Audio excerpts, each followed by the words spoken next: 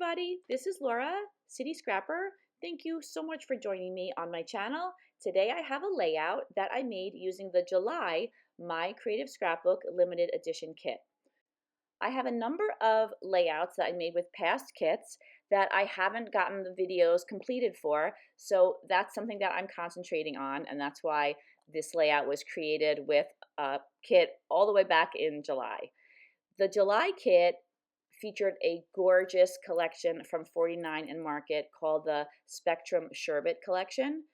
For this layout, I selected a whole bunch of ephemera pieces and a beautiful piece of pattern paper from the kit, and all of the papers and embellishments are pink with a little bit of green mixed in. I used some distressed oxide in picked raspberry, and I inked the edges of all of the laser cuts and ephemera pieces.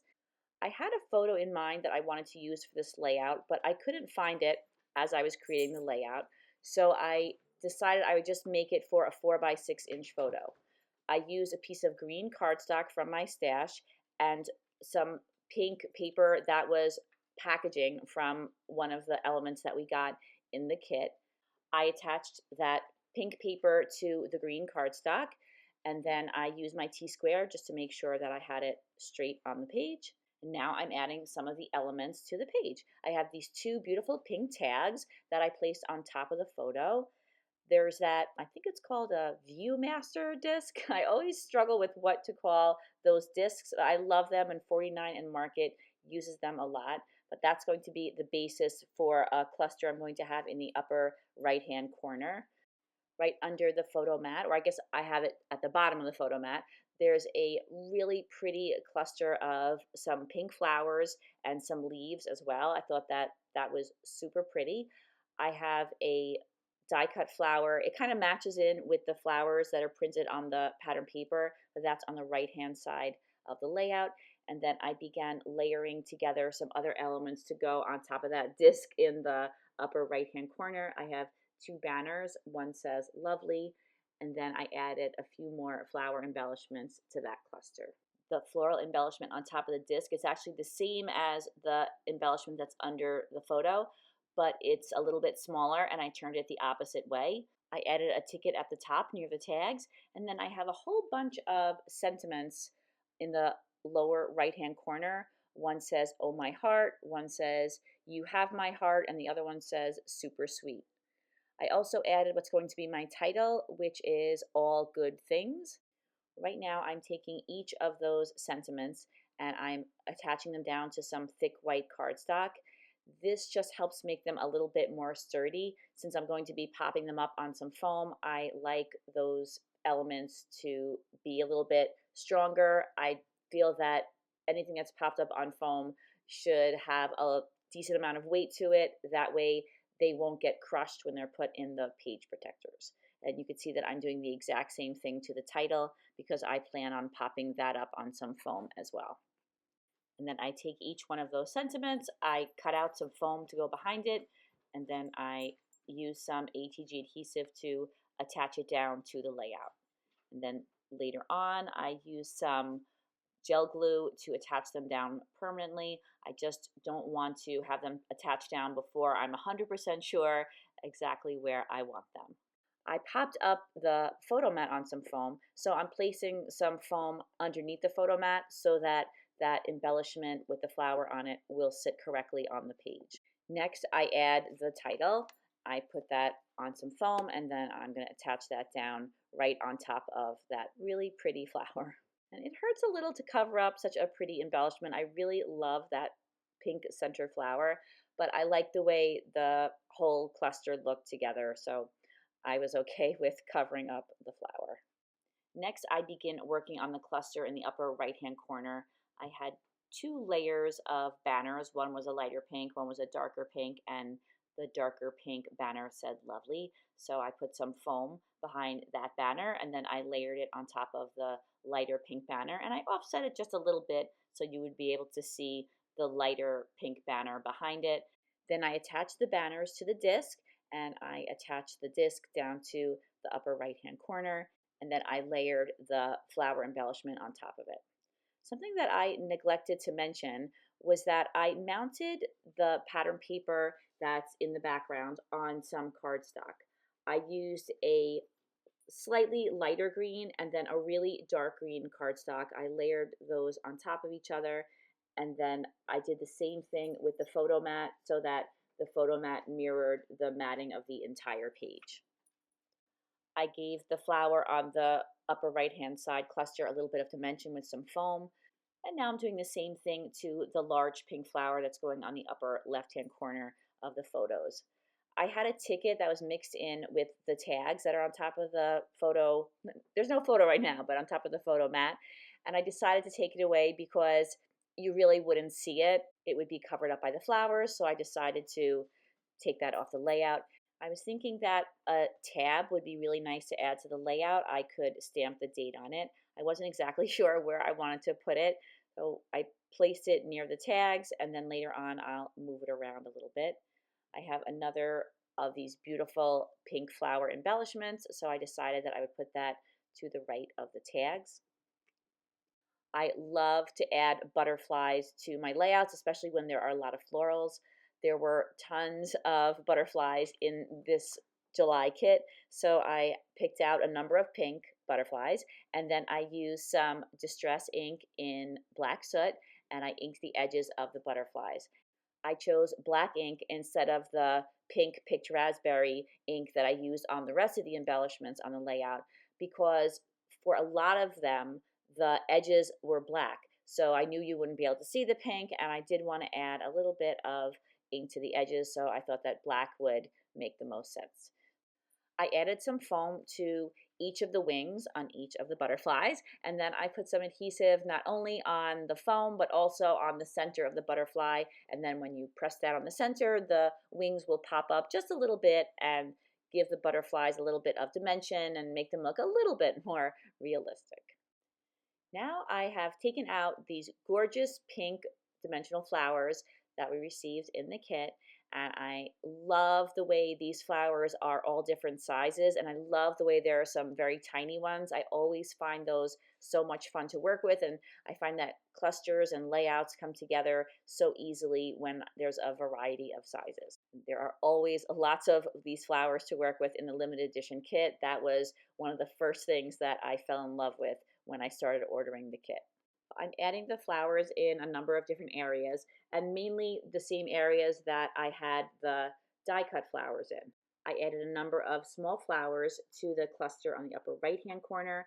I have quite a few on the lower right hand corner, including some that I mixed in with the sentiments. I also placed some on the upper left hand corner, again layering them over those paper flowers that are there. And then I also included some small flowers down with the title. Here you could kind of get a taste of how much time it takes me to figure out where I want to put the dimensional flowers. I usually move them around quite a bit and try them in a couple of different places before I'm happy with them. I wanted one of those very small flowers to have a little bit more color, so I used some pink raspberry distress oxide and I gave it a little bit more color. Now I'm using some Liquitex heavy matte gel, and I'm attaching down the dimensional flowers. I think this is the best adhesive for those flowers. I've been using it for years, and it really does make those flowers stay put. I wanted to add some leaves that were in the kit, but I wanted to change the color a little bit to go along with the color that was on my layout. It was more of a brighter green than the color of the leaves. So I'm using a couple of different colors of Distress Oxide. I use pine needles and lucky clover. The pine needles is a little bit of a darker color, so I'm using that along the edge of the leaves. And then I was thinking that it wasn't quite as dark as I wanted it to be, so I used some Distress ink in black soot once again, and I inked the edges of all of the leaves. I didn't go crazy with adding the ink because I just wanted the edges to look a little bit darker, but not too much darker. And now I'm adding those leaves all around, tucking them behind mainly the dimensional flowers, and I think that that brings a nice element of green to those big clusters of pink. I wanted the leaves to go in lots of different directions, so as I was tucking them into the flowers, I was trying to vary what direction they pointed to. And then once I had them placed where I wanted them, I went back in with that same gel medium, and a really old paintbrush, because essentially this is glue. You don't want to use your good paintbrushes to put gel medium on your page, and I attached all of those down. Now, I apologize that this footage doesn't look super clear, but I think you could see that I'm using some heavy gesso and a sponge, and I'm dabbing some of the gesso on the edges of just those dimensional flowers. And I think that this gives them a little bit of definition. There's so much pink on the page, and I think that this really helps you to be able to see the individual flowers. I also put some gesso on the leaves. Unlike the flowers where I'm trying to get the gesso really just around the edge and a little bit on the surface, but mainly on the edges, for the leaves, I put the gesso a little bit more on the surface. I continued adding the gesso to the flowers and the leaves in each of the clusters, and I even added a little bit of gesso to some of the butterflies. Now I want to add a little bit of sparkle to the leaves, so I'm using my Bow Bunny glitter paste in sugar. This is a transparent paste that makes everything very sparkly and shiny. There's a good amount of glitter in this paste, and so I'm using, again, an old paintbrush, and I'm putting a coat of it on the flowers and the leaves, and I always think that this adds such a nice touch to the layout. I really like to add different textures to my layouts, and one of the ways that I do that is by adding gems or pearls. In this case, I'm adding some pearls to the layout. I started off by adding the pearls on the butterflies. I put some really small pearls going down the center of all of the 4 butterflies that I have on the layout. I like to use either scissors or tweezers to help me position those really tiny pearls. Sometimes I can fumble a little bit with them, and the scissors or the tweezers can really be helpful. On this layout, I'm using some individual pearls. I think these are about 3 millimeter. I also have strips of pearls. Those are also useful when you want to put a couple of pearls in a row. I get those from the Brad and Eyelet outlet. Now, here is my photo. I mounted on some white cardstock. This is a photo of the cousins. It's my 2 daughters, my sister's 2 daughters, and my brother's son. They have spent a lot of time together as kids, and I really thought that was great because I didn't get to spend a lot of time with my cousins.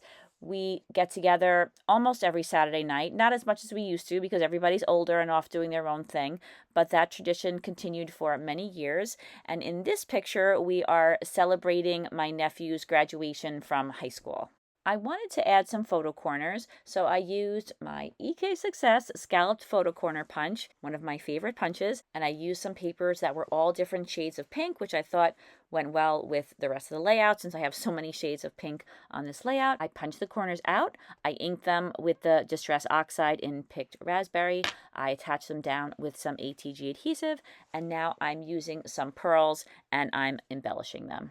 And I don't think that you can't use pink on a boy's layout, but this kind of makes me laugh because my poor nephew, he was always surrounded by all girls. And then, of course, the layout that I'm making for his graduation is pink. But I know he wouldn't mind if he saw it. He's a really good kid. I added a pearl up on the banner on the upper right-hand corner that says lovely. And then I also used a couple of bows from my stash that already had little pearls attached to them. I placed them on top of the tags, and then I used some gel medium to attach them down. And now I'm going back in with just a little bit more of the white gesso. I just wanted to make the whites a little whiter in some spots.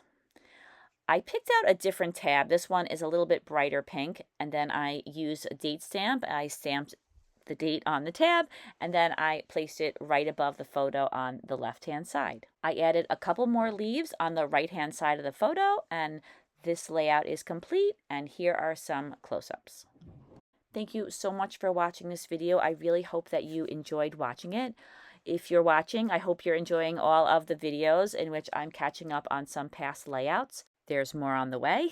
In the description box, you'll find the link to the My Creative Scrapbook website where you can view all of the current kits and order a subscription if you're interested.